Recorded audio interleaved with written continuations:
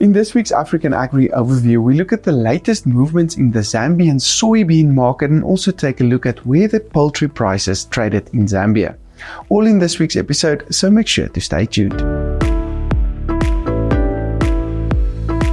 Hello, Dr. Johnny van Merwe here, and a warm welcome to another episode of the African Agri Overview.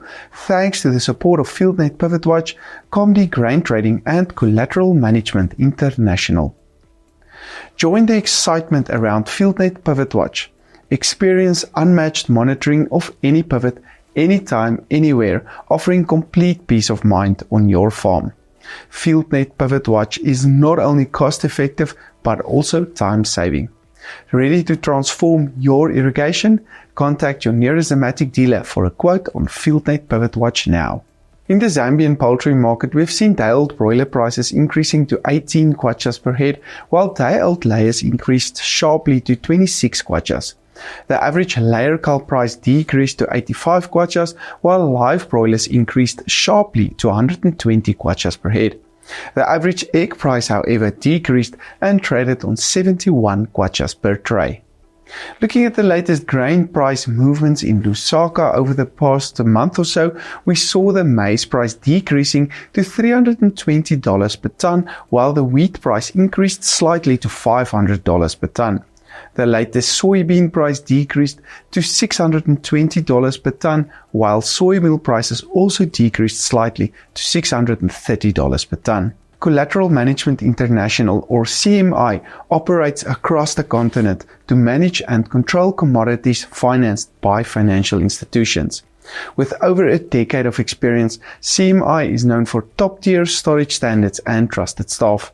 They specialize in collateral management, commodity storage, stock monitoring, and inspection services, balancing security and operational value for banks and clients.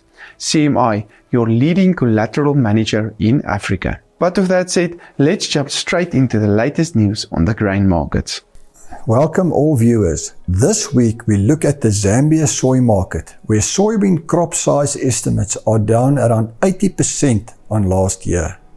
Before we dive into the soya market, let's first look at a draft report released by the Zambia government 2 weeks ago discussing the ban of US dollar transactions within Zambia, and the market believe an SI in this regard could be released within the month. Dollar transactions will only be allowed when importing and exporting. We understand a 12-month period is proposed to get in line with the SI. The direct impact on agriculture will be commercial farmers who have been paid for commodities like soybeans and wheat in US dollars will have to accept kwacha going forward. Looking wider than agriculture, such an SI might support the kwacha short term, what the government is probably aiming at, but could fuel hyperinflation longer term and cause material kwacha devaluation and have serious negative consequences for the economy. During 2012, a similar restriction on dollar trade was introduced, which led to hyperinflation, and the restrictions were abolished within 2 years. Back to the soybean market. Crop estimates continue to decline. The government published their crop forecast late May at 169,000 tons, compared to last year's 650,000 tons. Most observers feel the government estimate is inflated and more comfortable with a crop between 100 and 140,000 tons. This graph indicates production and crush estimates during the last 10 years. We are using a 120,000 ton production forecast for the current year, 2024-25. By far the smallest crop during the last 10 years. The market guess of the estimated 550,000 tons crushed last year, around 300,000 tons was utilized for the local soy meal need, while the remainder was exported mainly as soy meal. Carry-in stock indications for the current year estimated at 100,000 tons. Therefore, available for crush using our crop estimate around 220,000 tons, not even enough for the local soy meal need. All of this in a country with 1.2 million tons crush and processing capacity.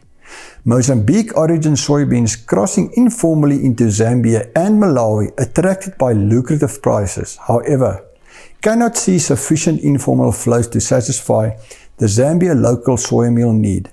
There is a good possibility Zambia could be a net importer of soya meal this year. Zambia not allowing formal imports of soybeans or soya meal yet, despite the expected deficit.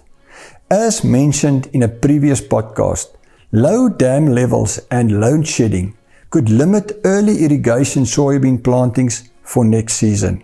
This could see next year's harvest later than normal and further increase the potential soy meal import need. Also, both irrigation and smallholder farmers could increase maize plantings at the expense of soybeans this coming season if current attractive maize prices last until planting time, which is expected. The next graph shows the price history of Lusaka soybeans and soy meal. The price of both rallied around 60% since January. Soybeans currently trading at $620 a ton and soya meal at $630 a ton in Lusaka. The million-dollar question is where prices might be heading. Given the growing possibility of soya meal imports, import parity could probably be the benchmark next 8 months. What soya meal import options does Zambia have? If they insist on non-GM, India probably the most likely supplier and landed Lusaka no less than $750 a ton, excluding import duties. See the red line. If GM imports are allowed, South Africa probably the most likely option and should currently land at around $660 a ton. See the blue line, which is close to Zambia price levels. This price excludes the 5% surcharge. Brazil, Argentina and the US also options, but observers see this as unlikely given the size limitations of the Zambia import market. So, if Zambia allows GM soy meal imports, South African import parity could become the benchmark, short-medium term. If they don't, there is probably at least another $100 a ton upside for soybeans and soya meal prices.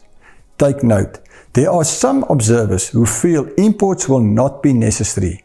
Stakeholder meetings ongoing, including government, to make a decision if imports will be necessary and if GM should be allowed. Next week, we will look at the Zimbabwe maize situation and how its expected significant import need could impact the region. Remember, quality information improves decision making. Contact us for more detailed, tailored information.